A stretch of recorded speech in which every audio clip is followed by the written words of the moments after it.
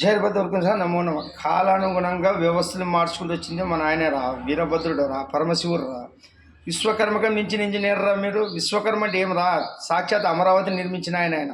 తర్వాత పాండవుల్ని మయసభ, కృష్ణుడి ద్వారక, ఇన్ని మనకు గుర్తులు కనపడతావు కదరా. అంతకంటే మేధావులరా, పెద్ద పెద్ద ఆలయాలు ఇంకా ఎన్నో ధ్వంసం చేసినారా ఈ వెయ్యేళ్ళలోన.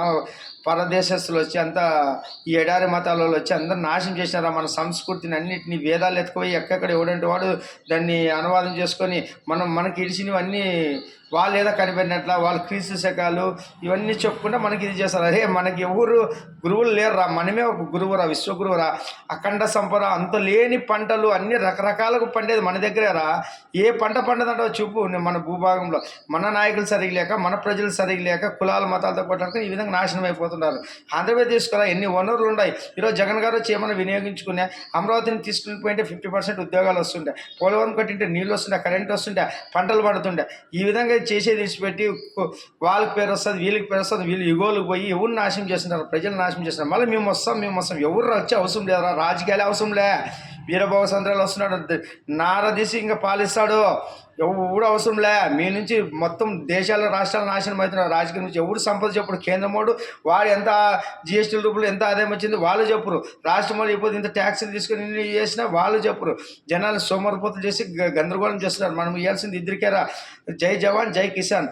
జవాన్కైనా సబ్సిడీ ఇవ్వాల్సిందే, కిషాన్కైనా సబ్సిడీ ఇవ్వాల్సిందే. సబ్సిడీ మీద ఇవ్వాలి. శివుడు ఎవరు ఊరికి తీసుకున్నాడు, అది ముడిపి వేయాల్సిందే. ముడిపేసి మనం దేవుని ఎట్లా మొక్కుతామో ముడిపేసి భూమి మీద రుణం తీసుకోవాలి. ఇది అఖండ సంపద శివుంది రా, పరమశివుంది. ఆయన సంపద ఆయన కాపాడుకోమని తెలుసు. బ్రిటిష్ వాడు 200 ఏళ్ళు పాలించి తీసుకుపోయి డబ్బులు ఎక్కడ పెట్టే మళ్ళీ తెచ్చి వేసుకున్నాడు. కాబట్టి వాళ్ళకి లండన్కి వచ్చినా లేదా ఆర్థిక మాధ్యమం ఏమరా మిమ్మల్ని అందరూ నాశనం చేయాలంటే ఏముండదురా, యుద్ధాలు పెట్టి నాశనం చేస్తున్నాడు మన ఆయన.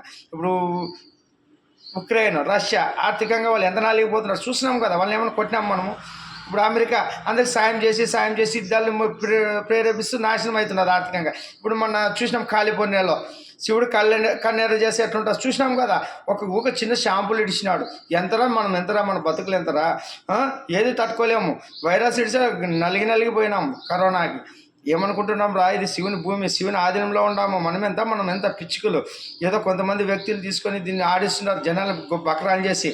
గొర్రెల్లా ఉండద్దండి, పరమశివుని భక్తులు కాండి, శివుని పట్టుకొని వెళ్తారు, శివుని చరణ పెట్టండి, మోక్షానికి దారిస్తాడు.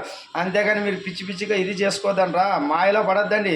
మనకి ఆ గురువే శివుడు, ఈ శరీరంకి గురువు. ఆయన దయవల్లే శరీరం వెలుగుతుంది, ఆయన దయవల్లే మనం ముందుకు పోతున్నాం, మన వంశాలు వెలుగుతాయి. శివుని పట్టుకుంటే వెలుగుతారు. నాయకుల్ని సినిమా యాక్టర్లు పట్టుకోవద్దని నలిగిపోతారు, మీ కర్మ పెరిగిపోతుంది. వాళ్ళే దేవుడు ఆధీనంలో ఉండేవాళ్ళు. వాళ్ళని పట్టుకుంటే ఏమొస్తారు, దేవుని పట్టుకొని వెలుగుతారు మీరు. జయభద్ర.